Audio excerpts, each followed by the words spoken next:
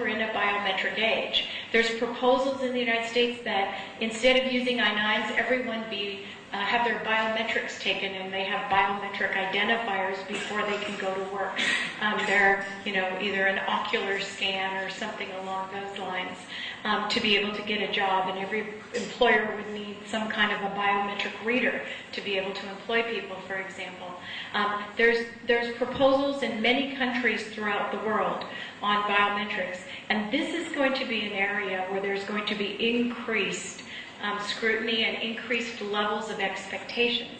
As you all know, before people get, just to enter many countries now, biometric passports are required, embedded with much more data. The manifests of the airplanes are sent ahead of time before the airplanes land, so they can run the biometric data through the system so that when they land, they can expect and inspect people and be ready for that. Countries are going to expect to have more and more data and more information, and there's a constant balance between that and protecting people's privacy, but certainly biometric data is a big driver in that information. There's also a greater emphasis on employer accountability. Instead of just making the country or the government responsible for enforcing things, they share the responsibility with the company. Now, in the United States, the I-9 rules are some of those, and we'll talk a little bit more about that. The employer became the partner with the U.S. government in enforcing the border by verifying someone's authorization to work. This has also spread to the UK, that also has verification requirements and annual audits of people who are not UK or EMEA citizens, or EU citizens rather. So there has to be constant vigilance on the part of the employer. It's also happening in a number of other countries. China, as well, is requiring the employer to do more, and we're seeing it all over the world. There's also an increase in the frequency of worksite visits, and I think you're going to hear more about that in some of the panels. But the number of visits that the government is paying to the worksite is increasing. I was in Singapore a couple weeks ago, and somebody came in and said one of our clients is being raided in Malaysia, and they have a SWAT team, and they put everybody, funneled through the whole gear, everything. Fortunately, our client didn't have any problems. Everybody checked out. They had their paperwork on them. But some of their contractors, people, didn't have their paperwork. And it's a problem everywhere. We're seeing huge amounts of worksite inspections. Israel, United States. I mean, the countries go on. This is an increase like we've never seen before in the world. Also, negative publicity for noncompliance is one of the drivers certainly for larger companies or for companies where their name is very important. It can be devastating for business to have your name flashed across as being non-compliant. And in some countries like the United States, not only that, you can lose the ability to have government contracts if you have a violation.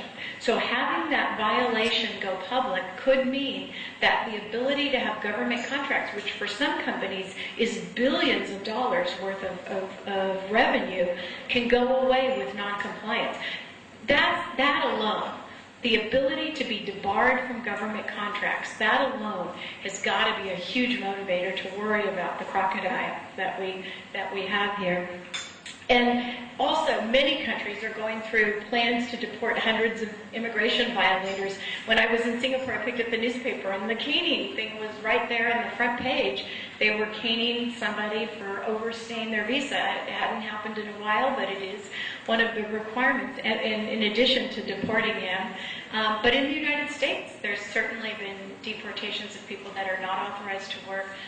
But more and more countries are looking at that, and we see that.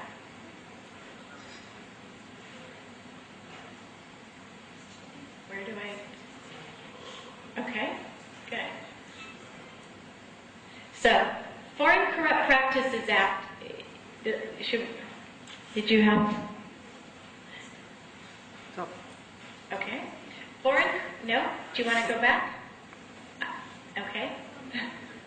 The Foreign Corrupt Practices Act is one of the rules that I just want to give as an example to some of the things that are happening globally. Now, this is a U.S. law, but we find that the U.S. has enforced this globally with a lot of companies across the world that have some tie to the United States.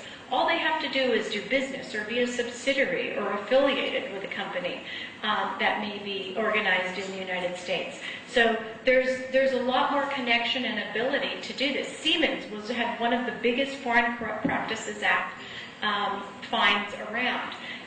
It's criminal as well as civil. There's a lot of fines. And it applies to improper payments made directly by a U.S. company or its employees or its agents or its mobility people or its immigration vendor. And in fact, we saw the first Immigration Foreign Corrupt Practices Act fine this year for a company in Kazakhstan. And they used a vendor that wasn't licensed, but they had good relations with the government. And they would go and take the government people out or do what they needed to do with the government. And in fact, in that case, the fine was because when they paid the government off, they characterized it, they mischaracterized it in their records. They didn't accurately characterize it as a bribe for the government. And they violated the Paperwork Act by not correctly characterizing it. They had characterized it as an advance for some of their people who had taken the money and paid it ahead of time. And so they were found to have been guilty of the Foreign Corrupt Practices Act, even though that company wasn't directly a U.S. company, but it was owned ultimately by a U.S. company. And and this was something their vendor did. So it was something really important to recognize. This is one of the danger zones that companies could be in. So I-9 compliance is another area where we're seeing a lot of focus. And we heard this with the Abercrombie and Finch fine. It was over $1 million in fine. Not because they didn't do I-9s, not because they didn't have them, but because the technology that they created, and I understand it was an in-house technology, they didn't use an appropriate vendor for that, didn't accurately maintain the data. And so they weren't able to present it at the time that the government asked for the data. And in fact, they had apparently linked it too closely to their HR, so whenever something was updated in their HR records, it updated the I-9. Well, that can't happen. A lot of people that think, they think of the technology. Of course, technology can automatically update things, but there are some things you shouldn't automatically update, and an I-9, at the time someone's hired, shouldn't be automatically updated. It needs to stay. So that's an example of just an amazing high fine and a lot of embarrassment for Abercrombie and Finch, a brand name company in the United States. The Catholic Healthcare West, they had, embarrassingly, a discrimination case that was quite large in the United States, and they had a lot of oversight over all their hiring after that because they were asking for too many documents, for specific documents. So in the way that they were verifying people, they were had record fines for that. There's also a couple of private actions based on immigration violations.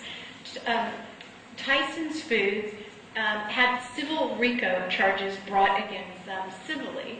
And also, the American Apparel had securities fraud charges levied against them by their shareholders. So there's a lot of immigration violations the government doesn't even have to enforce, but we find private citizens going out more and more against that. This is a quote from the Abercrombie and Finch investigator, and I just wanted to read it to you. It said, "Employers are responsible not only for the people they hire, but also for the internal systems they choose to utilize to manage their employment process, and those systems must result in effective compliance."